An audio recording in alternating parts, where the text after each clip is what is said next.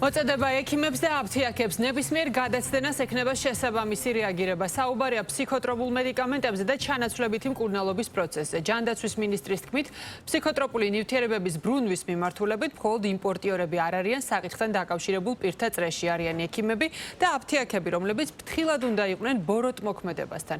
მიხეილ სარჯველაძის განცხადებით, ეს უმრავლეს შემთხვევაში შეიძლება იყოს ადმინისტრაციული პასუხისმგებლობა, თუმცა არ არის გამორიცხული ადგილი ჰქონდეს სისხლის სამართლებრივ დევნასაც. საქმე ეხება ფსიქოტროპულ ნივთიერებასა და ნარკოტიკული საშუალებების იმპორტის სფეროში კომერციული ინტერესის მაქსიმალურ შეზღუდვას.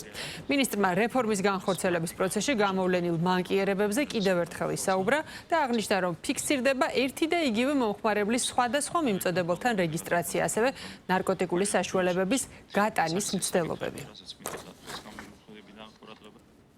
არ შეიძლება სისტემა იმგვარად იყოს ჩამოყალიბებული, კონსტრუირებული, სადაც კომერციული ინტერესი რეალურად შეიძლება წინააღმდეგობაში ექცეოდეს იმ ინტერესთან, რომელიც არის პაციენტის ინტერესი, ჯანდაცვის ინტერესი, რაც არის.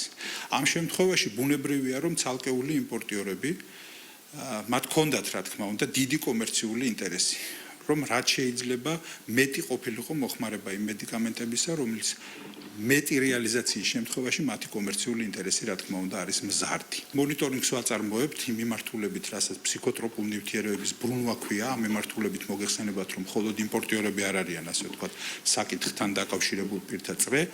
აქ არიან ბუნებრივია ექიმები, აფთიაქები, ექნება, რა თქმა უნდა, მოწოდება თითოეული ექიმის, თითოეული აფთიაქის, თითოეული ადამიანის მიმართ, რომელიც შეიძლება გარკვეულ შემთხვევაში იმყოფებოდეს ამ სამკურნალო საშუალებებთან, ყველასთან მოწოდება, რომ მაქსიმალურად თავი შეიკავონ, მაქსიმალურად ფრთხილად იყვნენ.